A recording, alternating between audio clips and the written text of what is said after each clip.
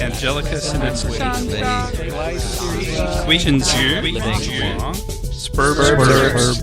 Welcome to today's episode of Spurbs Herbs. Today we're doing episode 80. We're going to be talking about something I didn't see any statistics on this, but I actually think it's probably the most commonly used herb, other than maybe if you put coffee in that category. But we're going to be talking about Blond Psyllium, which is one type of psyllium, but psyllium in general is incredibly commonly used. And the species is Plantago ovata. So we're going to get into that. So hang on and let's get going. Today's episode, we'll be looking at another traditional herb of the world, Plantago ovata, or Blond Psyllium. This is commonly used as a fiber supplement, but can it also help diabetes and cholesterol? We're going to find out. As always, we will do our deep dive into this herb and look at its traditional uses and its preparation, interactions, and cautions. And as usual, we will be adding something a little different. We're going to discuss cannabis and how it acts on the body. There's going to be another interesting trek into the exciting universe of herbs. Please stay tuned and join us. Before we get into today's topics, I just wanted to remind you that I've been teaching for quite a while now on a wide variety of topics. If you like this podcast and want to explore more of my courses, they are available at www.integrativemedicinecouncil.org and include a ton of different topics, including my drug herb series, looking at drugs and how they interact with herbs and vice versa, several ethics and safety courses, Chinese medical research, several treatment of condition courses such as arthritis, neck and back pain, COVID, and depression and anxiety, and one of my all-time favorite courses, the Chinese Herbal First Aid Kit. And they're all available at a reasonable cost, and you can get an additional, so even without this discount, they're quite reasonable, but you can get an additional 20% off using the code SH20OFF. That's SH20OFF. And so please check them out and see if there's anything you'd be interested in. So let's talk about how cannabis affects the body. Marijuana or cannabis has been increasingly legalized in the United States with the latest change. This happened in the last month or two. The latest change being the federal government is going to reclassify it from its most restrictive drug class. In other words, it's not going to be in the same category of drugs as cocaine and amphetamines, methamphetamines, stuff like that. So it's going to be easier. It's not going to be as illegal as it was before. For my online course, An Evidence-Based Approach to Cannabis, let's discuss how cannabis affects the body. Cannabis has over 420 known constituents, with anywhere from 60 to 120 of them being cannabinoids. So if you haven't heard this term before, cannabinoid, it actually is defined as constituents unique to cannabis. So about anywhere from what is that? That's about 30%, I'd say about 15 to 30% of the constituents in cannabis are only found in cannabis. So that's interesting. And those are known as cannabinoids. The cannabinoids affect the endocannabinoid system in the body. So endo meaning inside. And so this is the inside, the endogenous, the within system that cannabinoids can affect. And we have a whole system that is affected by these cannabinoids.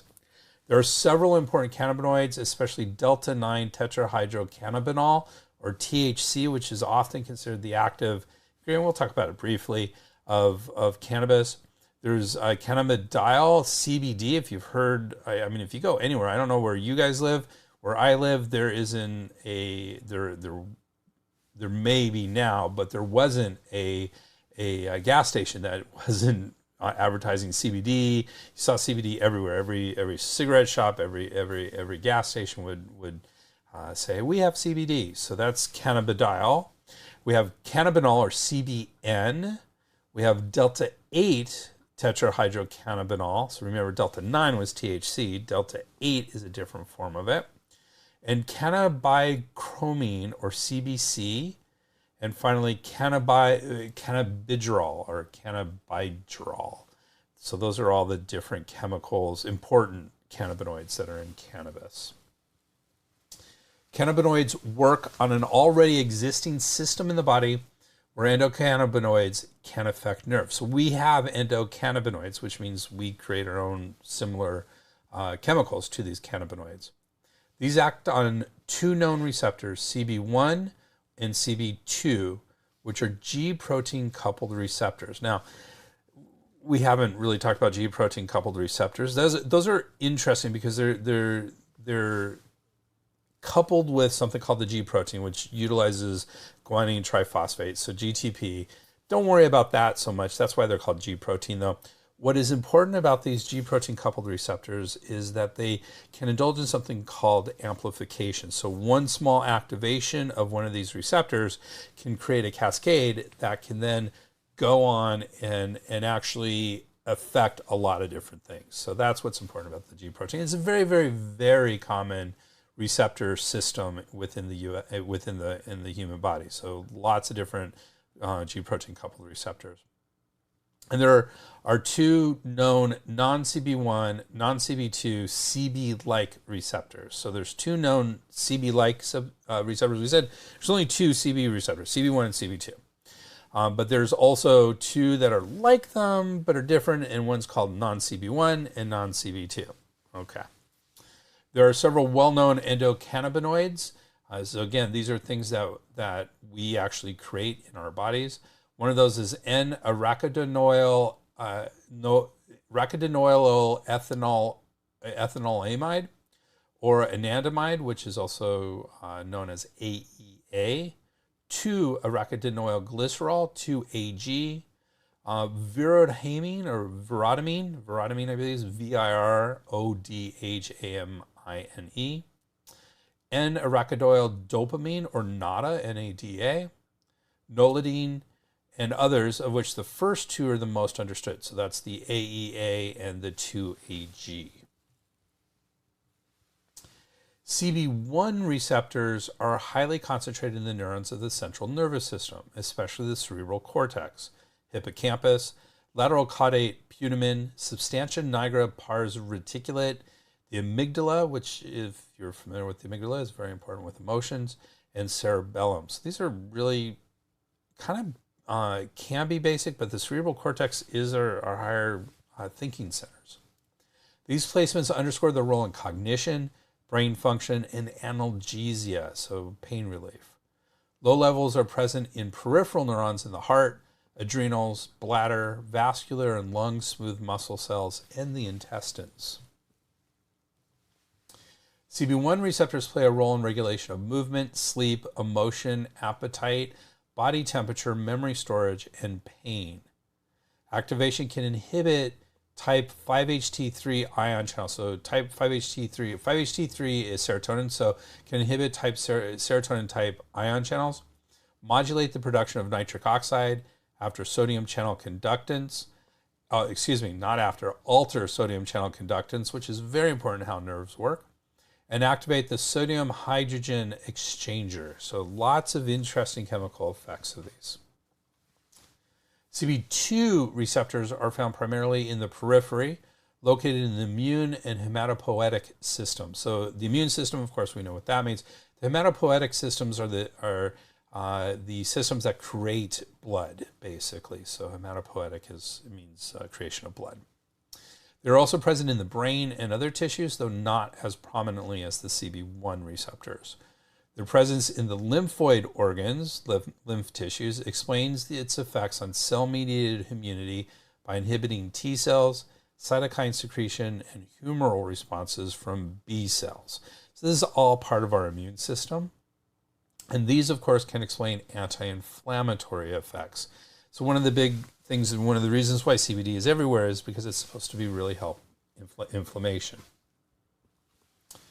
Anandamide is a partial agonist at both CB1 and CB2, but has a higher affinity for CB1. NADA also prefers CB1. 2AG is a complete agonist at both receptors, though it shows less affinity than an anandamide for either of them. So if there's anandamide is present, then that's more likely to activate the CB1 and CB2. But if 2-AG does get into the receptors of CB1 and CB2, it completely activates them, while anandamide only partially activates them. Rhodamine appears to prefer CB2. So it's a little in the weeds, but all right, we'll move on. THC is the substance that produces a high, which includes euphoria, relaxation, altering of perception, and intensification of ordinary sensory experiences such as eating, watching films, and music listening. There can be excessive laughter and talkativeness, and impaired cognition, motor skills, and reaction time. Perception of time may be altered, and tactile sensations become more intense. Visual hallucinations may occur. So Guindon and Homan summarize some of how anti-nociception occurs. So anti-nociception means pain relief. So anti-nociception is our nerves that receive pain impulses. So anti-nociception means prevents the propagation of pain reception. So when administered systemically, cannabinoids suppress nociceptive neurons in the spinal dorsal horn, so this is part of the spinal cord, and the ventral posterior lateral nucleus of the thalamus. Remember, the thalamus is, I always like to think of it as a traffic cop of the brain. It tells where signals should go in the brain. These effects do not alter the physiological effects of non-nociceptive neurons. In other words, if it's not a neuron that is supposed to conduct pain, then these do not alter those effects at all. Neither does this explain motor effects of these compounds. So this isn't the end-all be-all of what's happening with these chemicals, but it can explain why it helps with pain. Cannabinoid receptors have been demonstrated on primary afferent neurons. So afferent means going towards the brain. So that is so primary afferent neurons, so these are what go towards the brain, at pre and postsynaptic sites in the spinal cord. Let's not get into all that. The synapses is where neurons connect, basically. They actually don't connect. It's actually the space between neurons, but they send neurotransmitters which propagate to the next neuron. Okay, let's not get too into that. In the spinal cord, using receptor binding and quantitative autoradiography. Okay, so that's how they found this out. In the dorsal horn of the spinal cord, CB1 receptors have been found on interneurons and on astrocytes. So interneurons are between neurons, cells between neurons.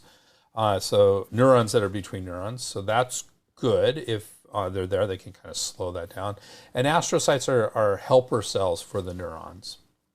Upregulation of cannabinoid receptors is also observed in the spinal cord following nerve injury. In other words, when you have a nerve injury, where it's trying to help you with the pain by upregulating those receptors.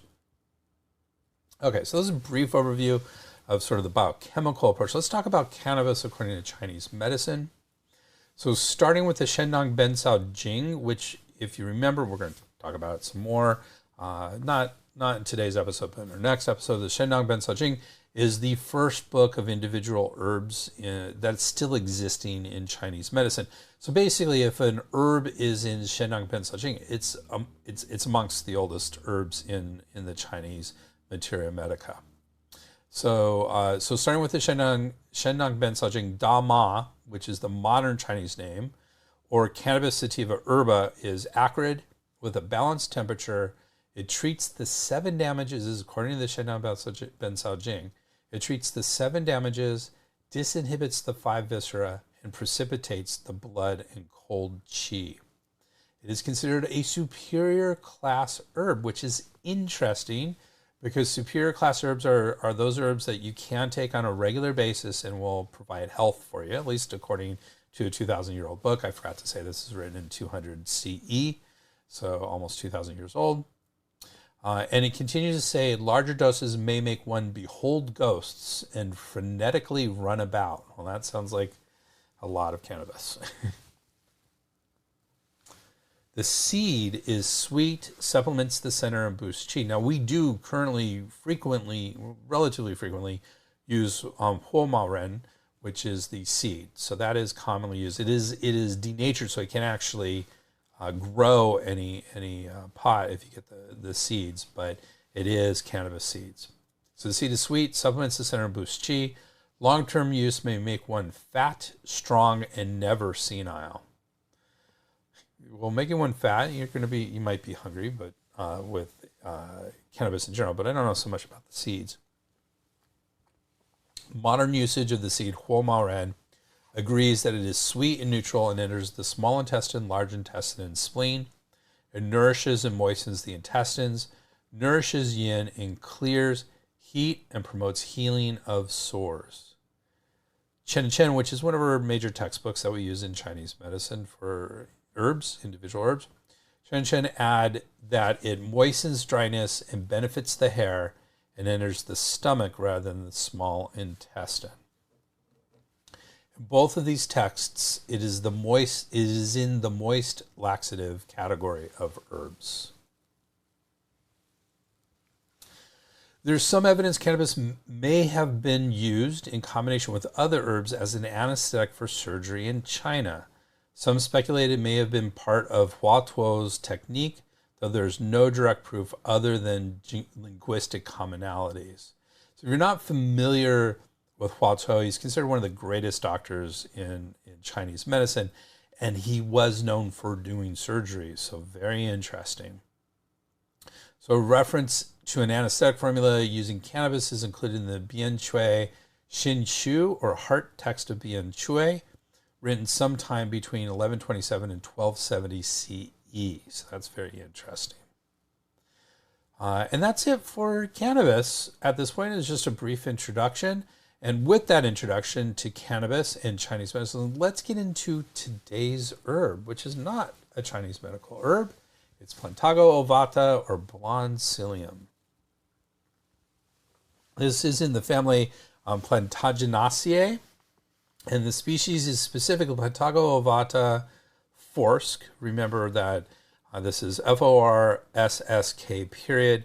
That's short for the botanist who classified it. So we see that in technical species names often. The medicinal part is mostly the seeds of Blond Psyllium, though the epidermis and fresh plant may also have medicinal uses. So the seeds, actually, the epidermis of the seeds, the husk, is actually also very important here. Lots of other names include desert Indian wheat, flea seed. If you look at the picture we have on the first one, it's the size of a flea. That's why it's called a flea seed. Blonde plantain, blood plantago, Blond Psyllium, which of course with an E, so you see it with an E and without an E. Dietary fiber, sometimes it's just called dietary fiber. Englishman's foot, Ashwagandha, Ipagola, Isabgola, Isabgul, Ispagol. All of those are Ayurvedic names. I think it's different dialects within Hindi and various Indian languages. Pale psyllium, psyllio, psyllium blonde. It's just psyllium. Psyllium blonde, this one with a Y rather than an I in psyllium. Psyllium husk, Indian plantago, espagula. Again, that's going to be ispagula. That's another Ayurvedic name.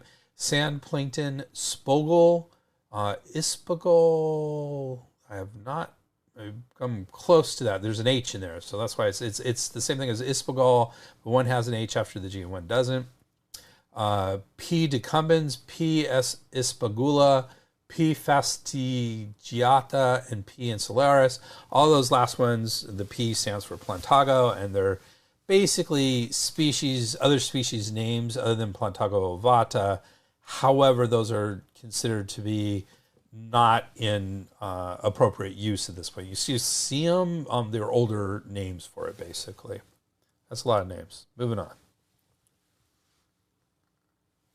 So when looking at alternative names, I looked at WebMD, which usually has a really good list of other names for the herbs we cover, and I almost face-palmed. It listed a relatively common Chinese herb, Che Chienza. That wouldn't be the first time I started out covering a Western herb and found out it was the same as a Chinese herb. Actually, that makes perfect sense because the Chinese these aren't solidified from 2,000 years ago. There's a lot of Chinese herbs that are modern herbs that came from the West, so it's not completely unreasonable.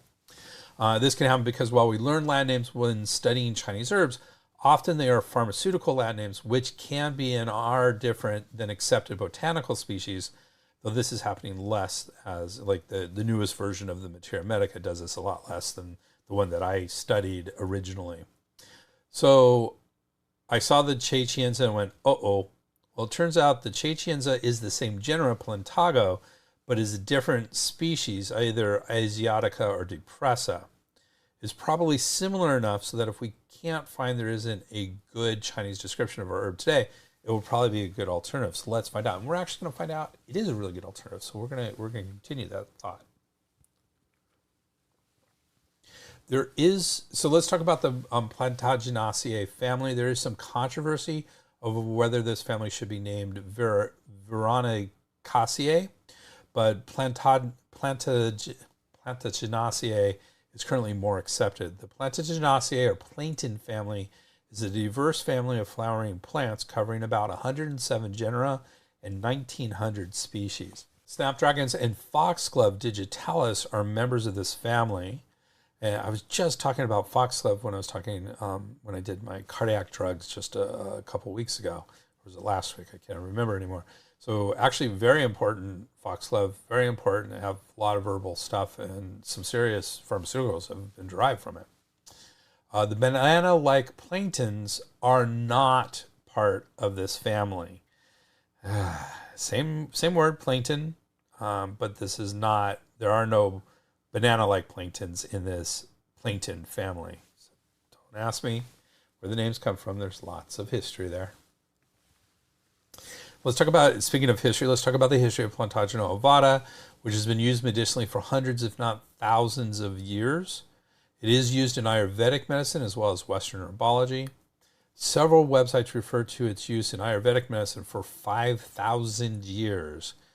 This seems pretty ludicrous on the face of things. There are no written records that go anywhere near that far back, and any archaeological evidence would be really important and fairly well known. If they're quoting 5,000 years, they should quote the archaeological evidence.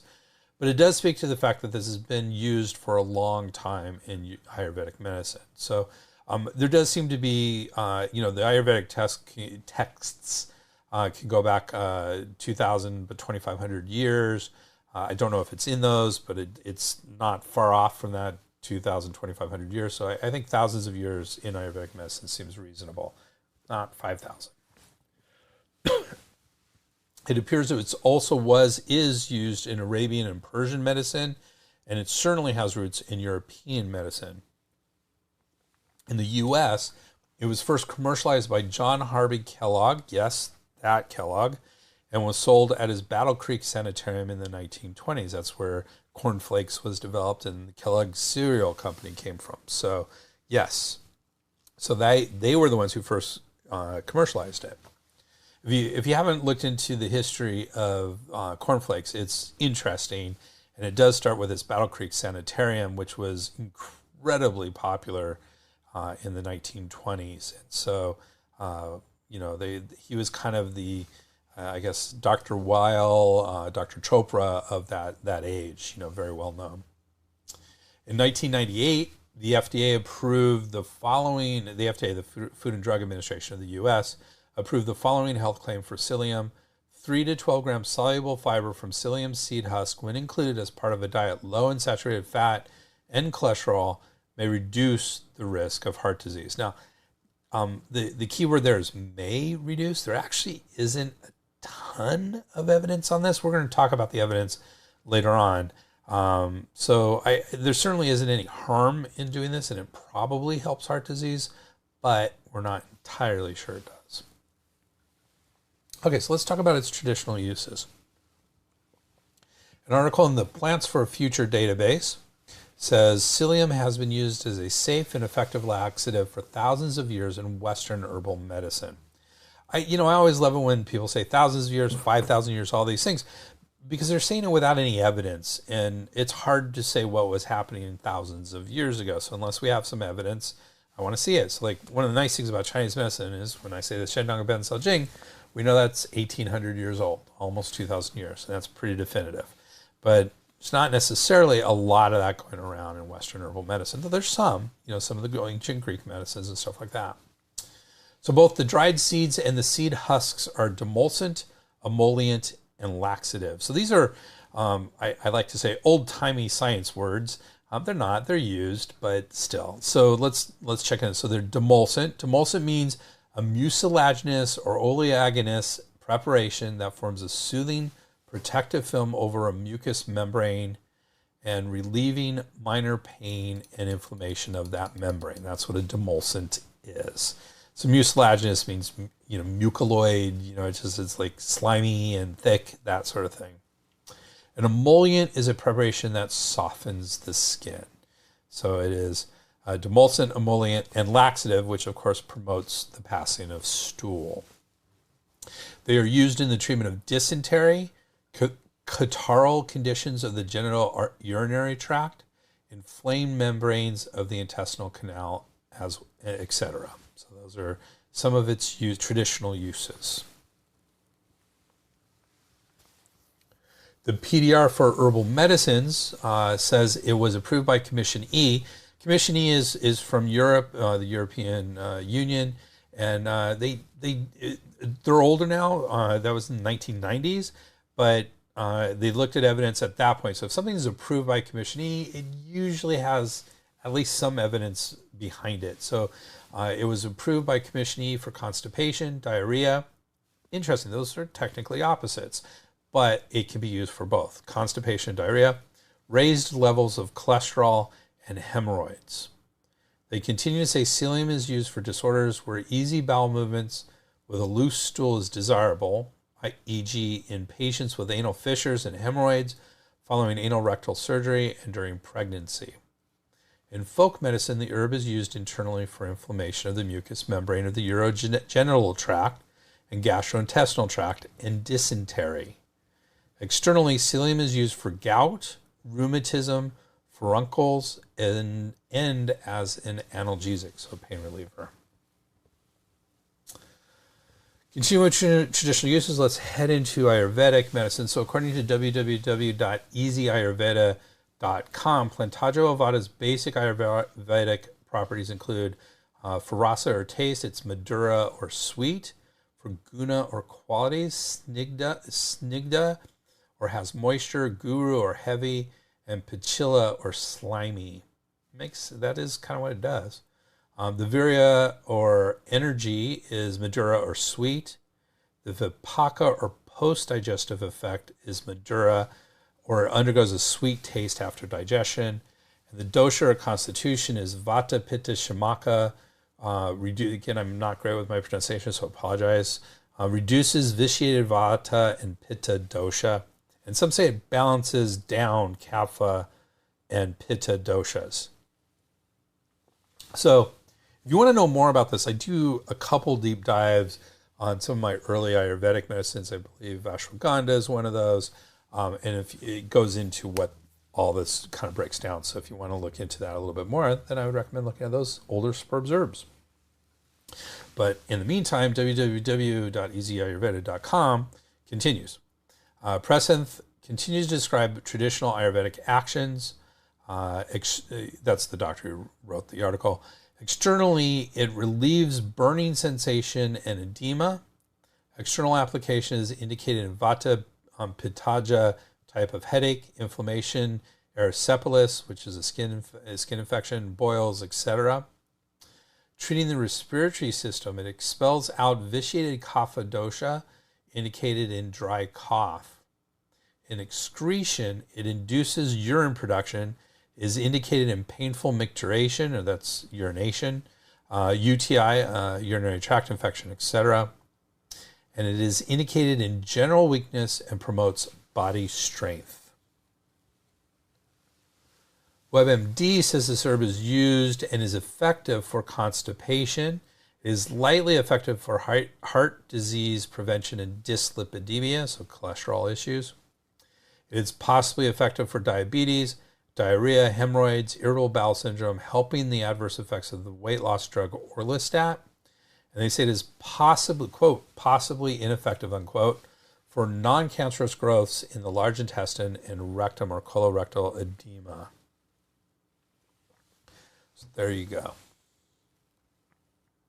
So let's talk about dosage and preparation. According to the PDR for herbal medicines, the whole or coarsely chopped drug, as well as other galenic preparations, are used internally. Sufficient fluid must be taken with the drug. 150 milliliters of water per 5 grams of drug.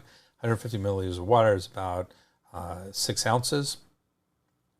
One study did show a greater effect of psyllium on cholesterol after mixing with food. The dose should be taken 1/2 hour to 1 hour after taking other medication. The powder products should be administered as 1 teaspoonful, that's 3.4 grams to 6 grams of drug, in 8 ounces of fruit juice or cool water. Either stir briskly or shake for 3 to 5 seconds, depending on the specific product. And psyllium may be taken up to 3 times daily. Going back to Ayurvedic medicine with that Ayurvedic website, Easy Ayurvedic website, easyayurveda.com website. They state the dosage is 5 to 10 grams of the seed or seed husks. They continue to say the seed husk of ashwagandha, which is a name I'm not sure we covered, but it's one of the Indian names, Ayurvedic names, is soaked in water for a couple of hours and later is consumed to treat distension of abdomen, constipation, and flatulence. Seed of isabgol, again, another name. They use different names of the same thing here. Seed of isabgol is made into powder, and the powder is consumed in a dose of 3 to 5 grams to treat burning sensation, excessive thirst in the body, and fever. The seeds are fried in ghee, so clarified butter, and consumed to treat irritable bowel syndrome. Seeds of isabgol are made into paste and applied externally in cases of herpes, localized swelling with burning sensation, and area affected with pustules. Cold infusion of the seeds of isabgol is consumed in a dose of 30 to 40 milliliters to treat retention of urine. So that's a lot. Well, cold infusion, I guess, 30 to 40 milliliters. Okay, it's not a lot necessarily. Still on dosage and preparation, WebMD says Blond Psyllium has most often been used by adults in doses of 3 to 24 grams by mouth daily for up to 20 weeks. Always drink at least 8 ounces of fluids for every 3 to 5 grams of husk or 7 grams of seed. Very important you drink water with this. In fact, when we get to cautions, that comes up again later. Quality of this. It was difficult to find anything on what makes good quality Plantago ovata. Having said this, there are some concerns with preparations of this herb on the market. ConsumerLab.com. Now, I mentioned this a lot in my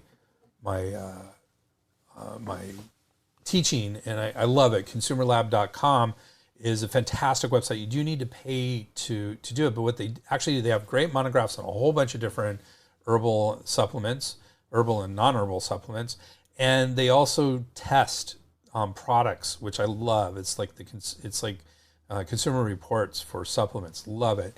So that's Consumer Lab, run by a doctor who I think really knows his stuff. So ConsumerLab.com says heavy metal, especially lead, is present in many common psyllium supplements. Out of the 8 brands they tested, 5 of them, including very common and well-known brands, had lead levels above recommended levels. They also said there are counterfeit products on the market, which seems odd to me. These aren't expensive products to begin with. The bottom line is to try to find tests and confirm reliable sources of this herb. So the bottom line is you might want to check ConsumerLab.com before getting into these supplements. So Chinese medical actions. As we mentioned, there is a closely related Chinese herb, Cai Qianza. It is so similar that Chen and Chen, again, one of our major textbooks that we use in Chinese herbology, so similar. I don't have the book, so I don't know the actual name of it, but it's a great book. It is so similar that Chen and Chen have an author's comment about this herb. And it says, there are many species of Plantago within the family of Plantaginaceae. In traditional Chinese medicine, Plantago depressa and Plantago asiatica are the 2 commonly used species. for they are widely available on the Asian continent. Beyond the Asian continent, Plantago psyllium and Plantago arenaria can be found in Spain, and Plantago ovata is found in southern Europe and northern Africa, which is, of course, our herb today. According to the literature, all species of Plantago have similar functions and indications and can be used interchangeably.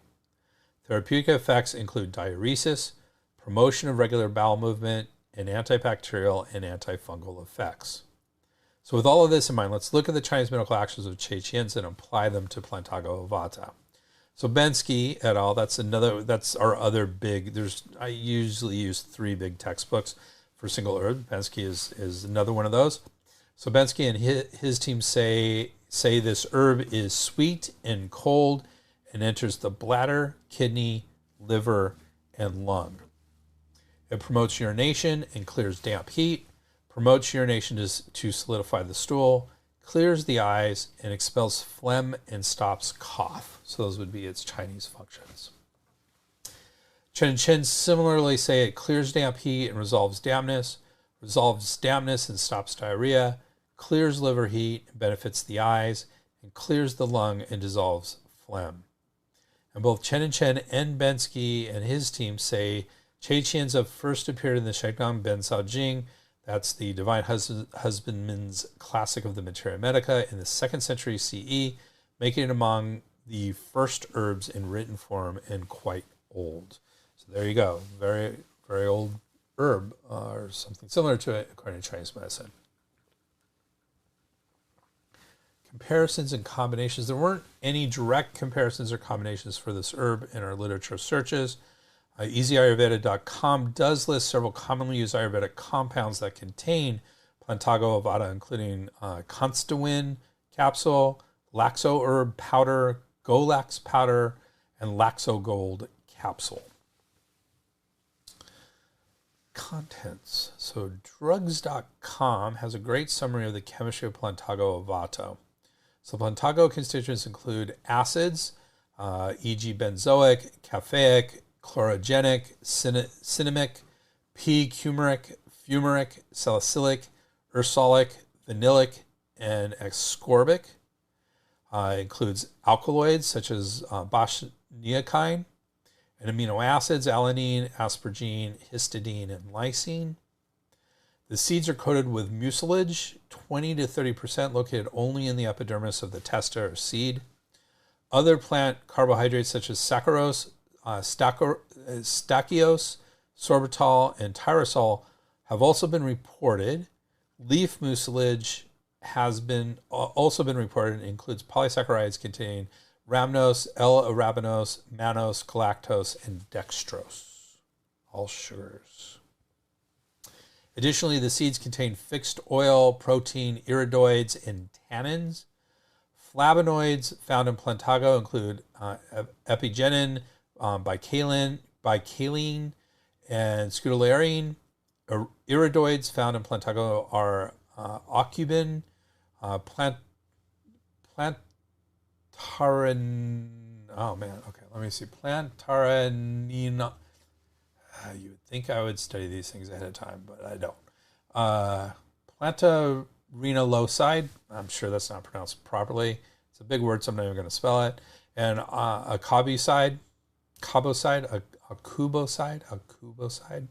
Other components of the plant include choline, fat, resin, steroids, and vitamins. Safras et al. Say it possesses 22.6% arabinose and 74.6% xylose with a small amount of other sugars. So let's talk about the science around this. So according to Cooperman, remember I said Cooperman is from the website consumerlab.com, and they have really great monographs on all this. So according to Cooperman, the psyllium husk is about 90% fiber, most of which, about 80% of the fiber, is soluble fiber. The soluble fiber can attract and bind water, absorbing about 10 times its weight in water, forming a non-fermentable, that's important, viscous gel. In the gut, this gel, 1, occupies volume and slows digestion, leading to fullness and helping to regulate blood sugar levels. And 2, softens and adds bulk to stool, providing a laxative effect. The gel may also bind to and reduce the absorption of a variety of compounds, which may explain its cholesterol-lowering effect, but also its ability to reduce absorption of medicines, which is why you want to separate medicines from taking this. The remaining 20% of the fiber in psyllium husk is insoluble fiber that can also add bulk to stool.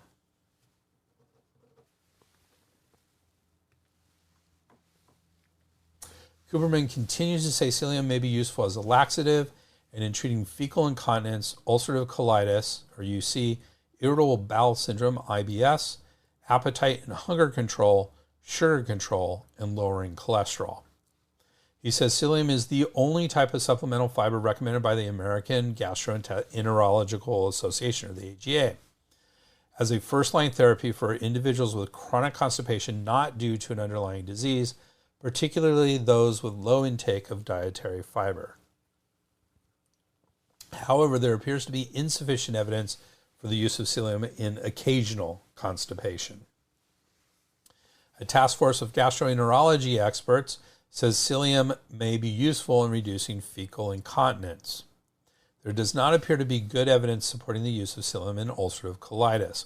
In fact, I'd be a little concerned that even in powder form, the seeds and husk might be a little bit irritating to ulcerative colitis. So I'd be cautious with ulcerative colitis, using this in ulcerative colitis. Having said that, if someone's taking it and getting relief from it, I'm the last person to tell them to stop it. There is some evidence it can be helpful for irritable bowel syndrome, constipation, as demonstrated in a small study of children. So take that with a little bit of grain of salt because of the small number and also the fact that it's children, not adults. While there have been some positive small short-term studies funded by companies, there does not appear to be strong evidence for the use of psyllium in appetite and hunger control and weight loss.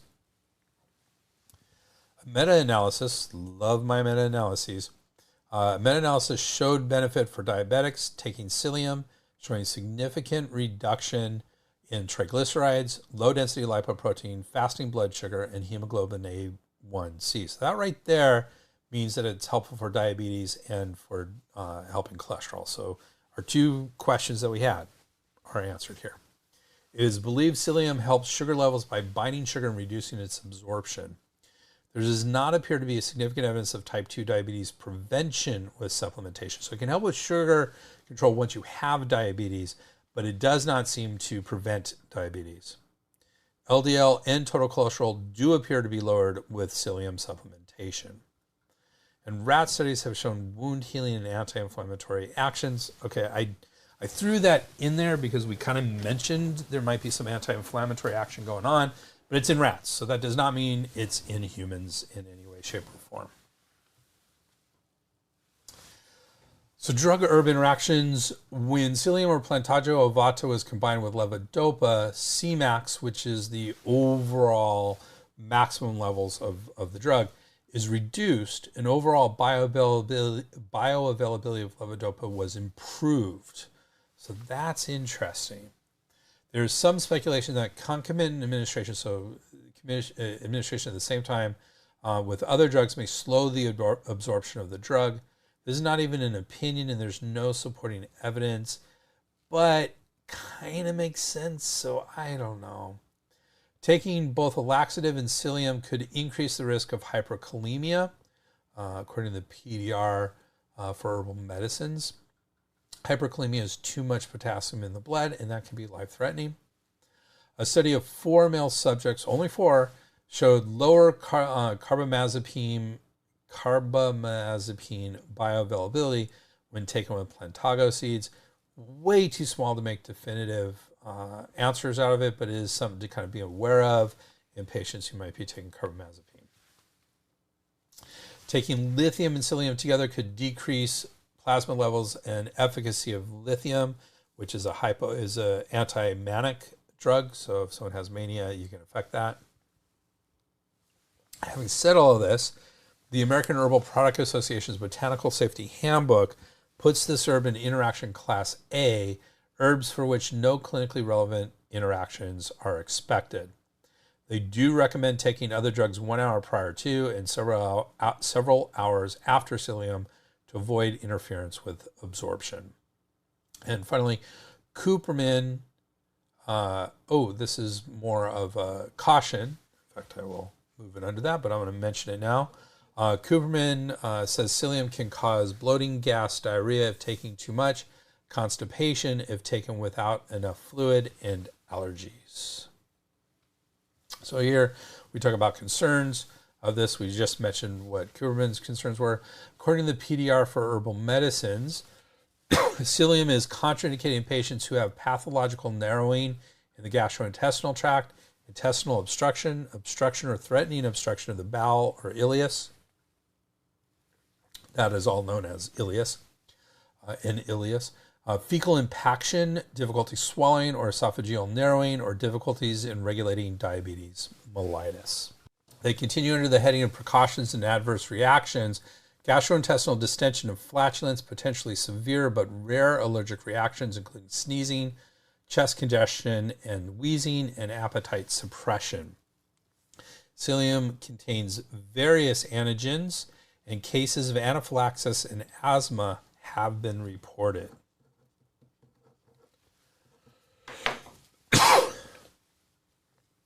Continuing with the PDR for herbal medicines, incorrect administration procedures with too little fluid can cause the product to swell and lead to obstruction of the esophagus or of the intestine, particularly with older people. And patients with exocrine pancreatic insufficiency should avoid use of psyllium due to inhibitory actions on pancreatic lipase.